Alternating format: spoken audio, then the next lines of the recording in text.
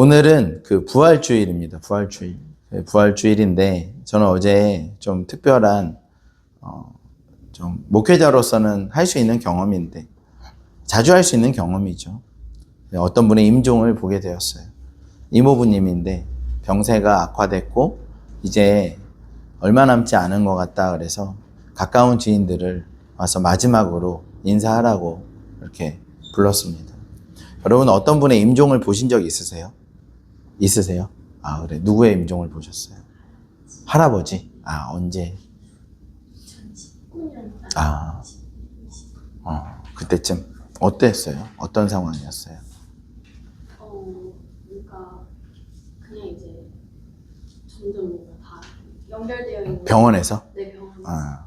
다 낮아지고 떨어지고 눈도 점점 이제 감겨서 아, 눈 뜨고 계셨어요? 처음에 네. 그렇군요. 서연령자매도 본 적 있어요? 그런 임종을? 아, 그래요?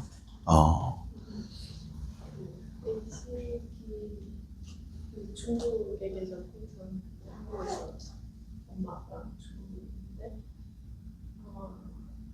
말을 못해서 아, 임종 때문에 중국에 갔어요? 아. 돌아가시는 과정들은 아마 비슷할 것 같아요. 그런데 이제 주변에 있는 분들의 반응이 좀 이렇게 특별하게 이렇게 눈에 띄었습니다. 주변 분들이 그 마지막까지 그분들에게 이모부님에게 눈을 이렇게 떠보라고, 눈 떠봐, 마지막으로 한 번만 더 나를 보고 가, 눈 떠봐 라고 막 이렇게 말씀하시는 그런 장면을 보게 되었어요. 근데 정말 정작 돌아가시니까 그 다음에는 이제 그렇게 하시진 않죠, 여러분. 그렇게 하시진 않아요. 그러니까 아주 맥박이 살아있고 아주 혈압이 낮아도 그리고 산소 포화도가 굉장히 낮고 이제 거의 이제 생명이 있다라고 말할 수 없는 그 순간까지도 주변 분들이 계속 뭔가 이렇게 말씀하시는 거를 볼 수 있었어요. 근데 만약에 이제 아주 순간적으로 시간이 몇 분 안에 이제 아주 생명을 잃어버리고 이제 고인이 되어버린 그런 상태 앞에서는 무슨 말을 할 수 있을까? 어떻게 사람들이 대할까? 사람들은 뭔가를 그분에게 얘기하고 있지만 그것은 이제 그분에게 들으라고 하는 것이 아니라 본인을 위한 그리고 마지막에 본인이 아쉬움 없는 그 시신 앞에서 이렇게 말씀을 하시더라고요.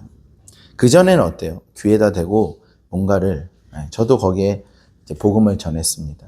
그리고 하나님을 알렸고 그리고 우리는 기도해 주었고 그런 생명이 살아있는 것과 생명이 없는 것은 정말 다른 것 같아요. 우리는 뭐라고 그러냐면 그걸 이제 죽음이라고 하죠. 죽음. 그 생명이 조금이라도 있는 것과 생명이 완전히 사라져버린 고인이 된 시신은 전혀 다른 존재라고 여러분 우리는 볼 수 있고요. 그래서 우리는 가까이서 볼 수 있습니다. 그렇지 않아요, 여러분?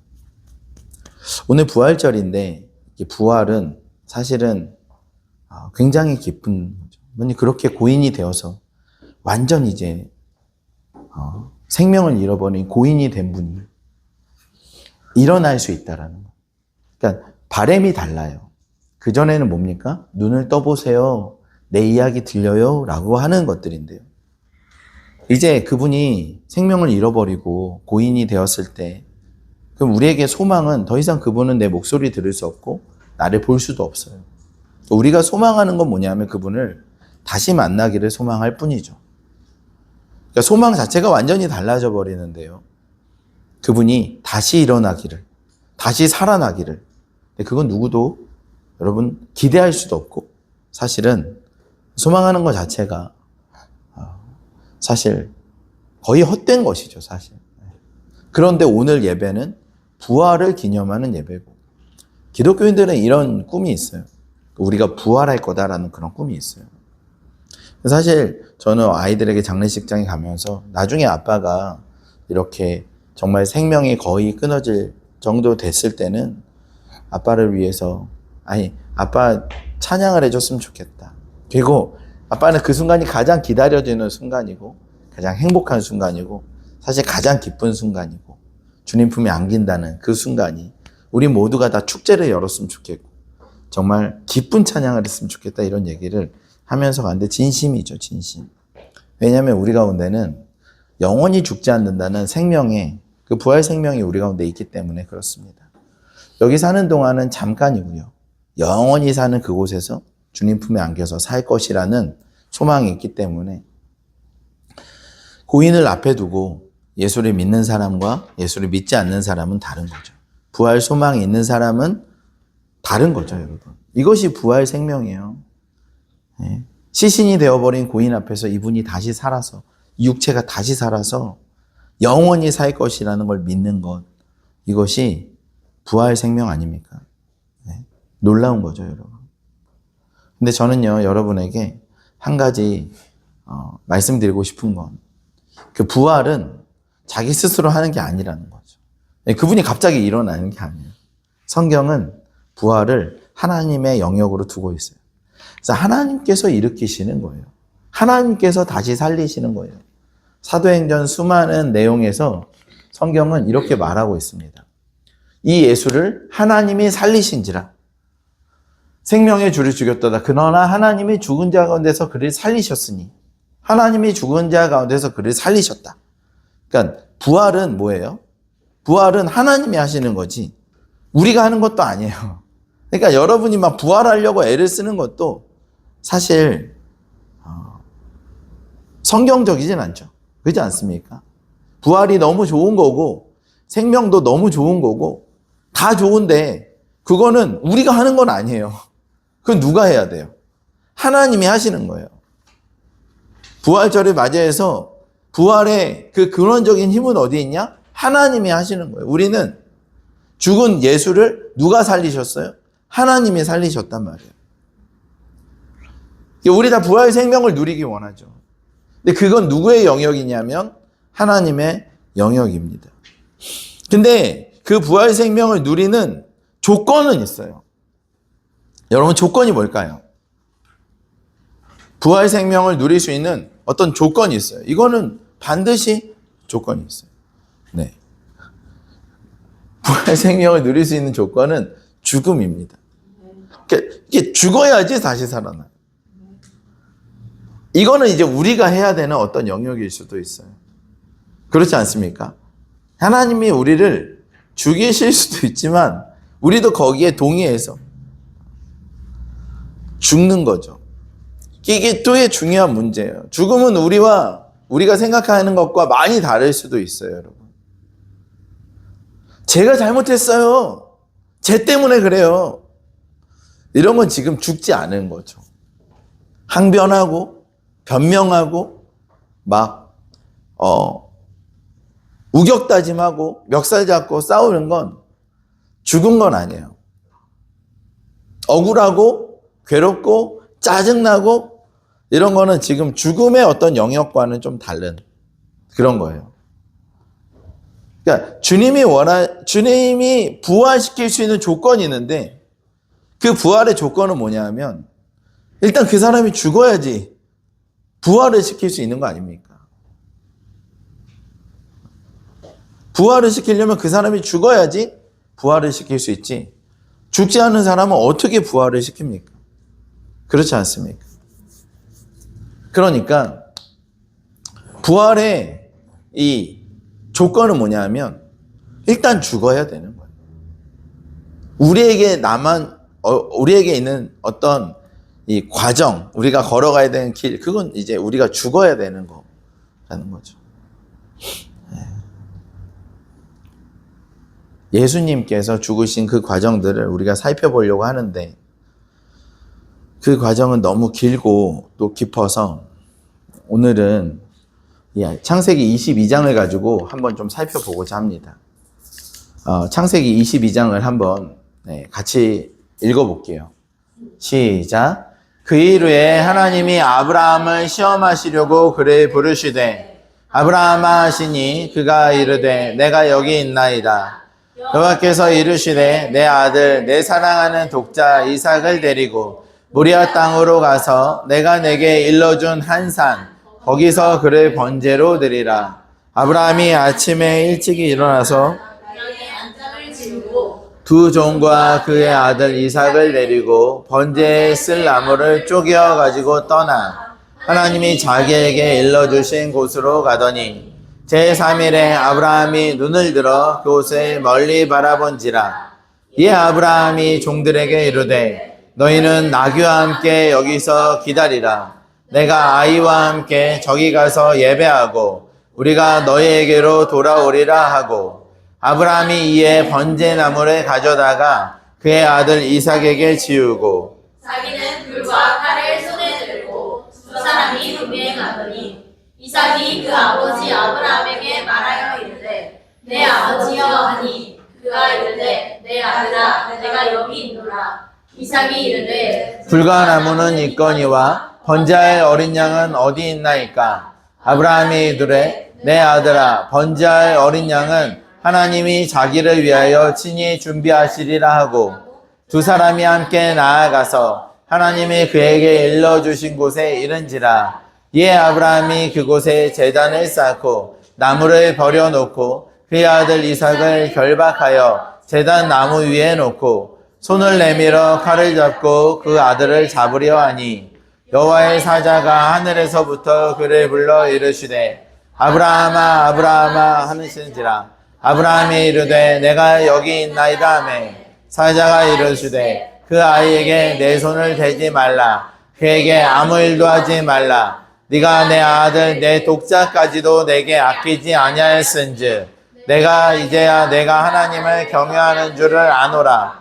아브라함이 눈을 들어 살펴본즉 한 수장이 뒤에 있는데 불이 수풀에 걸려 있는지라. 아브라함이 가서 그 수장을 가져다가 아들을 대신하여 번제로 드렸더라. 아브라함이 그 땅 이름을 여호와 이레라 하였으므로 오늘날까지 사람들이 이르기를 여호와의 산에서 준비되리라 하더라. 아멘. 네. 읽어볼게요. 시작. 여호와의 사자가 하늘에서부터 두 번째 아브라함을 불러 이르시되 여호와께서 이르시기를 내가 나를 가리켜 맹세하노니 네가 이같이 행하여 내 아들 내 독자도 아끼지 아니하였은즉 내가 내게 큰 복을 주고 내 씨가 크게 번성하여 하늘의 별과 같고 바닷가의 모래와 같게 하리니 내 씨가 그 대적의 성문을 차지하리라. 또 내 씨로 말미암아 천하 만민이 복을 얻으리니 이는 내가 나의 말을 준행하였음이니라 하셨다 하니라. 이에 아브라함이 그의 종들에게로 돌아가서 함께 떠나 브엘세바에 이르러 거기 거주하였더라. 아멘.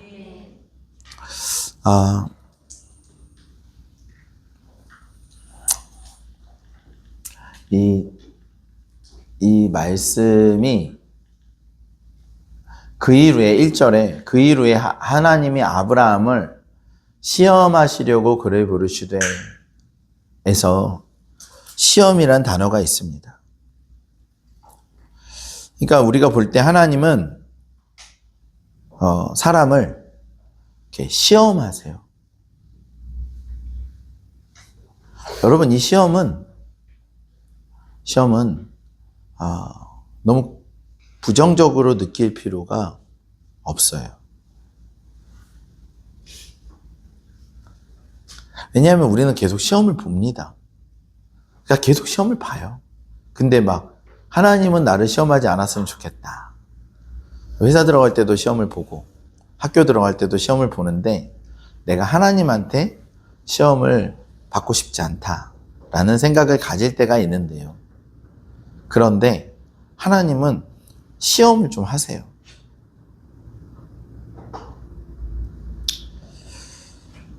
그 이유는 하나님은 우리에게 어떤 특별한 자격을 주기 위해서 시험을 하세요. 그러니까 이 시험을 여러분이 모르시면 안 돼요. 하나님은 우리를 시험하세요. 그러니까 계속 시험이 있어요. 테스트가 있어요. 그 테스트를 잘 치르는 게 인생에 성공하는 비결입니다. 그러니까 뭐 여러 가지 인생의 성공의 비결을 여러분은 여러 가지로 줄 텐데 결국 하나님의 시험을 통과해야 돼요. 하나님은 어떤 자격을 주기 위해서 시험 보니, 여러분 시험 볼 때 왜 시험 봅니까? 서울대 시험 왜 봐요? 서울대 다니는 자격을 얻으려고 시험 보는 거고요. 예, 왜 시험 봅니까? 그 자격과 그 등급을 얻으려고 시험 보는 거잖아요. 그러니까 하나님은 우리 가운데 그 시험을 보세요. 시험을 본단 말이에요. 그 시험이 없다라고 생각하는 것만큼 신앙생활을 잘못하는 거 없는 것 같아요. 신앙생활을 막 하는 거죠. 왜 거룩하고 두렵고 떨리는 마음으로 인생을 살아가는 이유는 계속 하나님 앞에 시험을 본단 말이에요. 오늘 아브라함을 하나님이 시험을 보셨어요. 얘를 과연 내가 써도 되는가? 더군다나 이런 거죠. 그러니까 내가 내게 큰 복을 주고 내 씨가 크게 번성하여 하늘의 별과 같고 바닷가의 모래와 같게 하리니 내 씨가 그 대적의 성문을 차지하리라. 성문은 이 권력이에요. 권위. 정치가 보통 성문에서 이루어졌고 국회의사당 같은 곳이 성문이었거든요. 그 권위의 자리에 네가 그것을 갖게 될 것이다. 그걸 위해서 테스트를 하시는 거예요. 그러니까 하나님은 우리 가운데 복을 주려고 시험을 보시는 거지, 우리를 징계하려고 시험을 주시는 건 아니에요. 그러나 하나님은 분명히 우리 가운데 시험을 주세요. 시험. 이 그이루의 시험이란 단어는 나사라는 단어거든요. 나사. 근데 이 시험은 시도하다, 검증하다라는 뜻이에요. 이게 진짜인가 아닌가를 검증하려고 나사를 하세요. 확인을 하시고 이 나사를 통과하면 여러분 이것이 그 사람에게 자격이 됩니다. 그러니까 계속 시험을 보세요. 회사 들어갈 때도 시험을 보고 학교 들어갈 때 시험 보지만 그거보다 더 중요한 건 하나님께서 우리를 평가하시는 그 시험입니다. 근데 이 나사라는 단어는 똑같은 이제 히브리어는 그게 없어요. 모음이 없어요. 그래서 가다 이렇게 가다 이러면 기역 디귿만 나와요. 가다를 그걸 해석하는 거예요. 그냥. 문맥 안에서. 그래서 구전으로 전수될 수밖에 없어요. 그건 약간 유대인의 비밀이에요. 근데 어쨌든 간에 모음이 없어요. 근데 그 자음은 똑같은 단어가 있는데 넷이라는 단어예요. 넷은. 근데 이 넷은 뭐냐 하면 깃발이라는 단어입니다. 깃발은 어떻게 해야 돼요? 높이 들어져야 돼요. 그래서 이 나사는 동일한 단어가 뭐냐면 깃발이란 단어입니다. 깃발. 그러니까 여러분 나사를 왜 하냐면 여러분을 높이 들려고 하는 거예요. 이 나사 네스에서 온 단어가 니시예요. 여호와 니시. 하나님은 우리의 깃발이다. 승리의 깃발이다라는 거거든요. 그러니까 나사가 온다, 시험이 온다. 이건요. 하나님이 우리를 높이 드시려고 하는 그 테스트입니다. 이건 기쁜 일인 거죠, 사실은. 하나님이 우리를 드러내시고 사용하시고 이 아이를 높이 들려고 하시는 테스트인데 그 테스트가 반드시 있어요. 그래서 이 테스트를 우리가 통과해야 됩니다. 근데 아브라함에게 왜 이런 가혹한 일을 하세요? 아브라함이 나사를 통과해야지 이 영광을 보는 거예요. 이 영광을 보는 겁니다. 이 나사를 통과해야 돼. 그러니까 하나님께서 이제 네가 이같이 행하여 내 아들 내 독자도 아끼지 아니하였은즉이라는 시험을 통과했어요. 그래서 이 아브라함은 이렇게 드는 거예요, 여러분. 여러분, 우리의 인생에 얼마나 많은 테스트가 있습니까?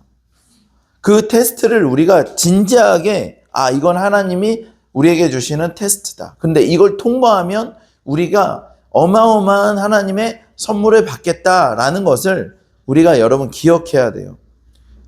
근데 그 테스트는 뭐냐 하면 죽음이라는 거죠, 사실. 네가 죽었는가가 결론이에요, 사실은. 그래서 아브라함과 이삭이 함께 이 과정을 걷는 것이에요. 함께 이 과정을 걷는 겁니다. 아브라함이 이에 번제나무를 가져다가 그의 아들 이삭에게 지우고 가는 겁니다. 여러분, 이 이삭과 아브라함이 걷는 여정이 예수님께서 십자가를 지기 위해서 걷는 여정과 굉장히 닮아 있어요. 그래서 우리는 창세기 22장을 보면서 예수님께서 십자가에서 죽어가는 과정들을 우리가 볼 수 있어요, 여러분.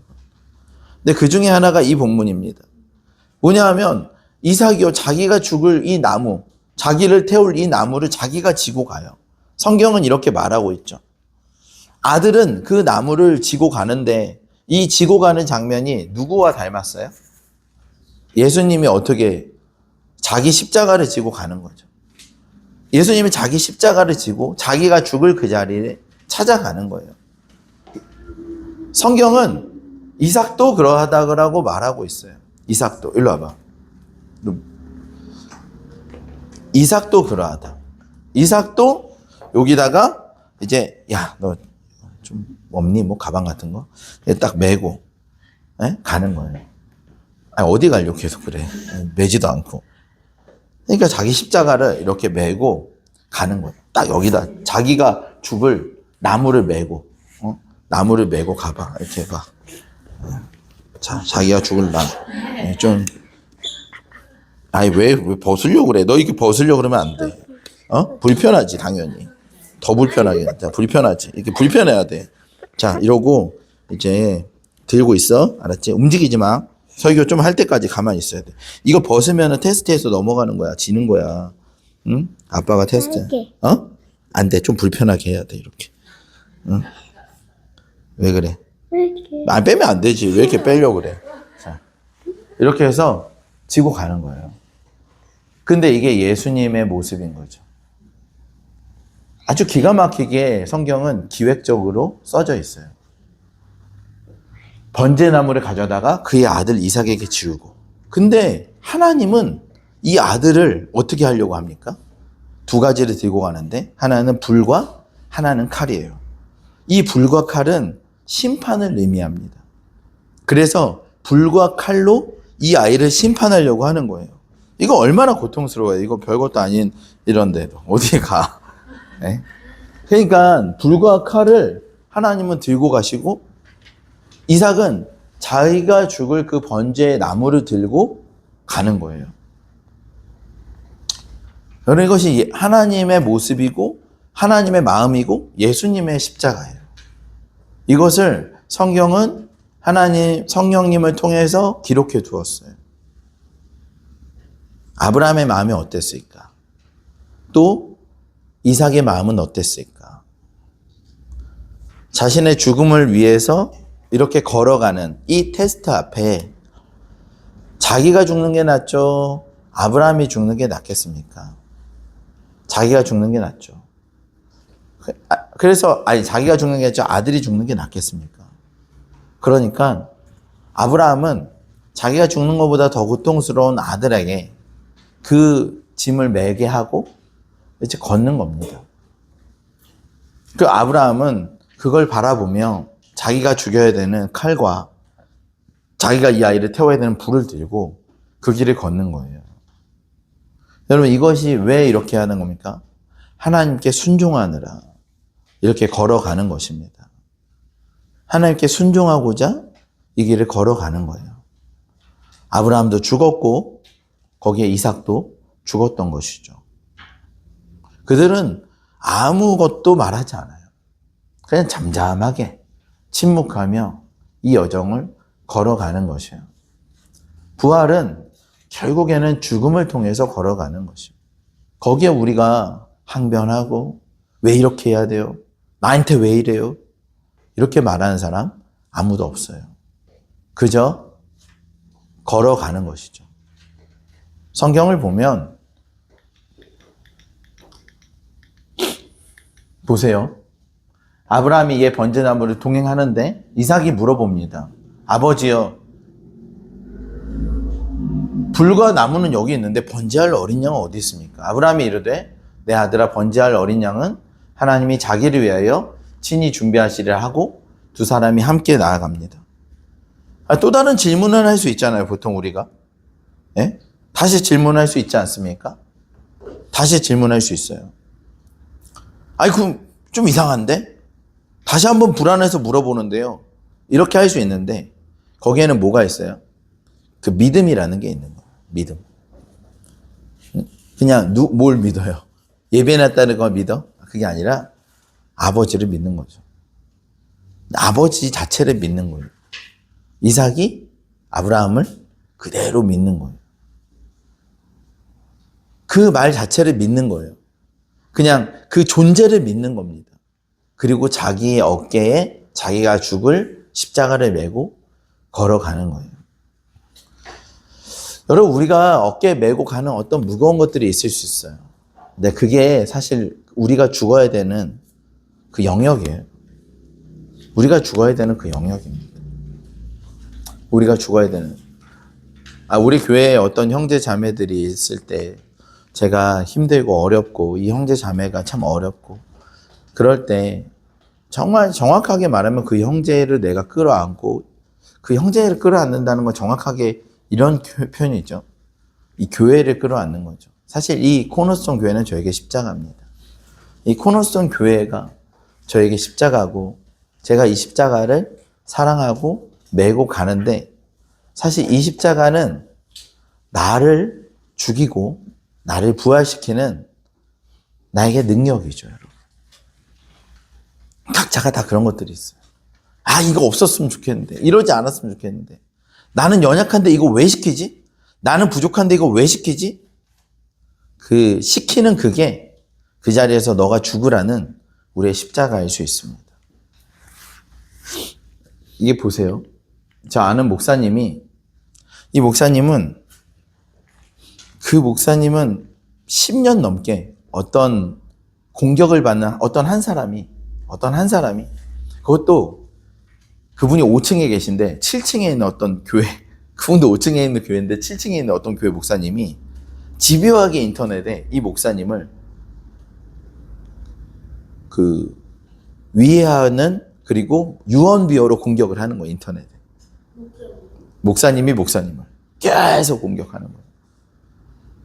진짜 그래서 그 목사님에게 그 프레임이 씌워져서 10년 넘게 사역하는데 항상 누구를 만나면 그 프레임을 설명해야 되고 그걸 해야 되고 막 얼마나 힘들겠어요. 나는 그런 게 아닙니다. 그래서 막 홈페이지에도 나는 신앙적 입장문을 올리고, 왜냐하면 어떤 한 사람이 계속 그 사람을 공격한단 말이에요. 그래서 너무나 많은 손해를 봤어요. 너무나 많은 사역의 인생의 손해를 봤어요. 너무 큰 손해를 봤어요.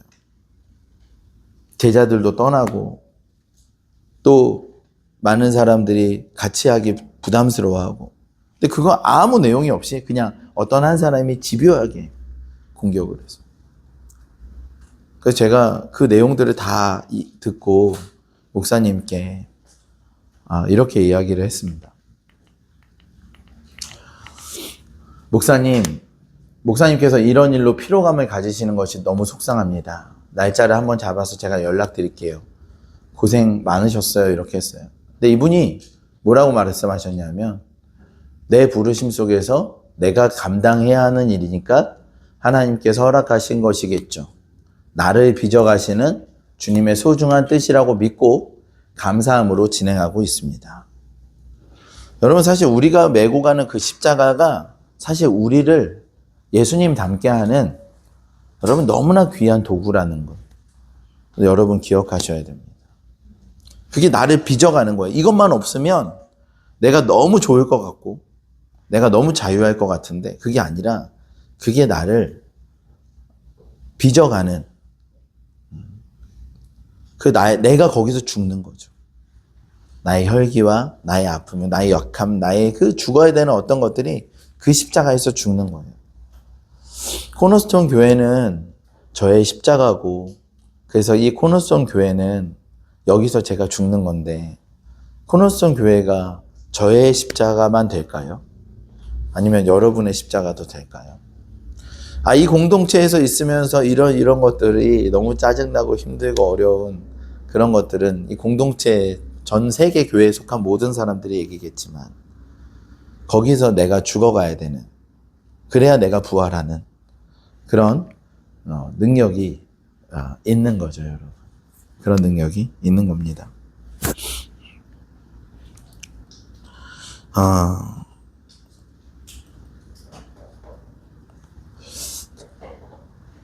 근데 결국에는 보세요. 결국에는 이삭이 죽었나요? 결국에는 이삭이 죽었어요? 이삭이 죽지 않았죠. 이삭은 죽지 않았어요. 야, 이삭을 아브라함이 정말 죽였나요? 그 죽지 않았어요. 로마서 이제 5장 8절을 한번 같이 읽어볼까요? 로마서 5장 8절.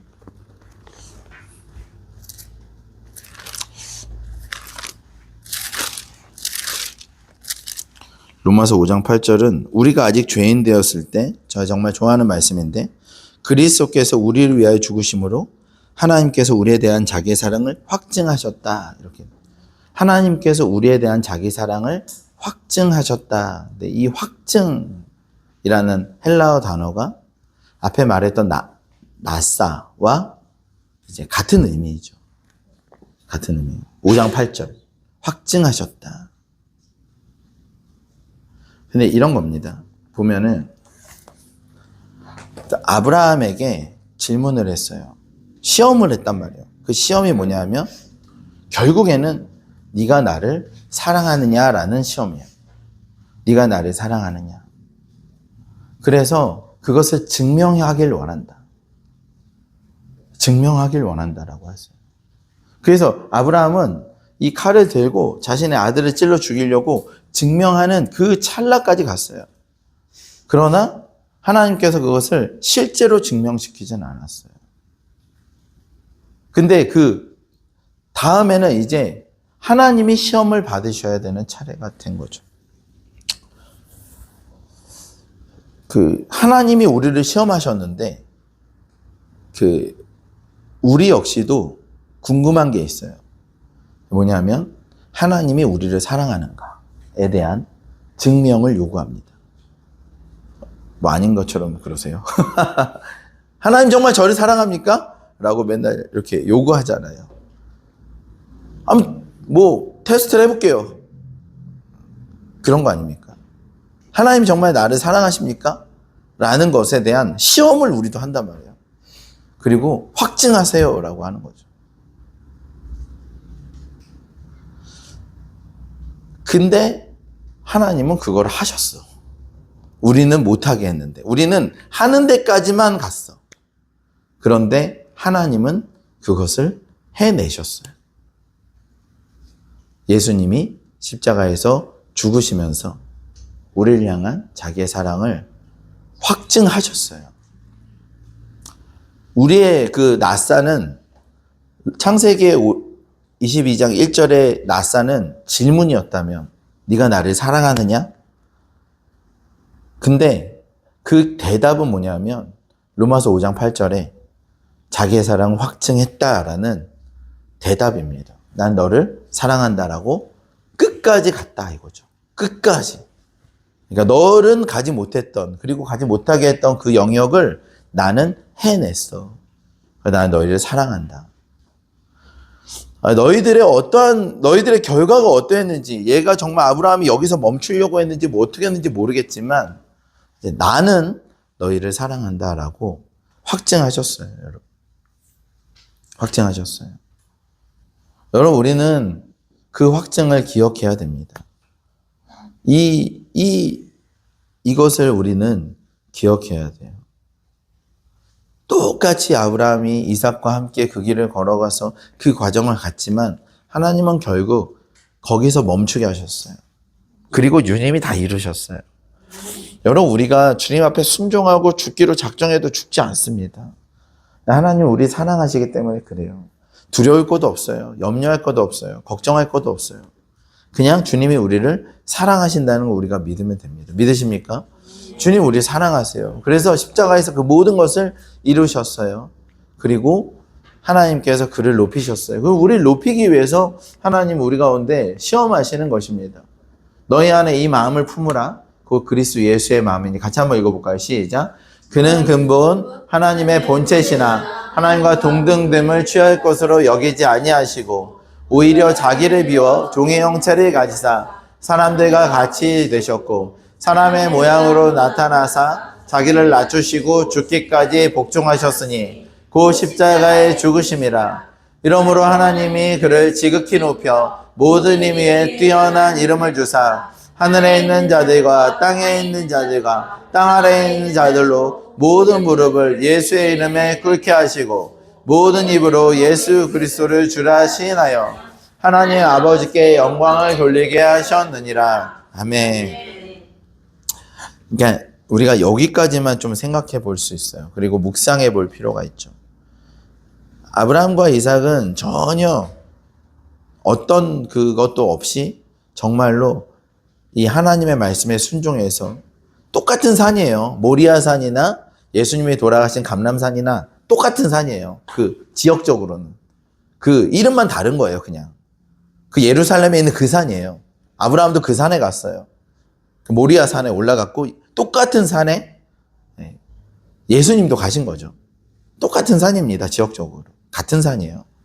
근데 아브라함이 올라가서 이렇게 하려고 할 때 아무 말 없이 잠잠하게 둘 다 순종했는데, 여러분, 그것은 이제 사실은 대안이 있죠. 그게 예수님이에요. 근데 예수님은 그 앞에 가능하면 이 잔을 내게서 치워주십시오. 하지만 내 뜻대로 마시고 아버지의 뜻대로 하십시오. 예수님 뒤에는 대안이 없었어요. 그래서 예수님은 이걸 결론 내셔야 되는 분이셨어요. 모든 사람에게는 대안이 있어요. 죽지 않아도 괜찮아요. 어떻게 해든지 여러분 예수님의 십자가에 근거하고 있기 때문에. 예수님께는 대안이 없어요. 다음 차선이 없어요. 그냥 예수님이 결론을 내셔야 되는 상황이에요. 그것이 얼마나 예수님께 어려운 일이었을까. 하나님과 예수님이 해내셔야 되는 문제예요. 하나님과 예수님이 해내셔야 되는 문제 앞에 예수님이 굉장히 예수님 인간적인 면모를 보여주세요. 왜냐하면 그 일이 너무나 하나님과 예수님께는 쉽지 않은 일이셨을 수도 있어요. 결국에는 예수님이 이 십자가에서 온갖 고초를 당하시며 죽으십니다. 그리고 하나님이 예수님을 지극히 높여 모든 이름 위에 뛰어난 이름을 주사. 여러분, 우리가 죽어야 돼요. 우리가 죽어야 우리가 부활합니다. 우리가 죽어야 우리가 부활해요. 우리가 막 살려고 애를 쓰고 발버둥치고 그러지 말고 우리가 죽어야 하나님께 순종하고 죽어야 우리가 부활하고 하나님께서 우리를 높이신 줄 믿습니다.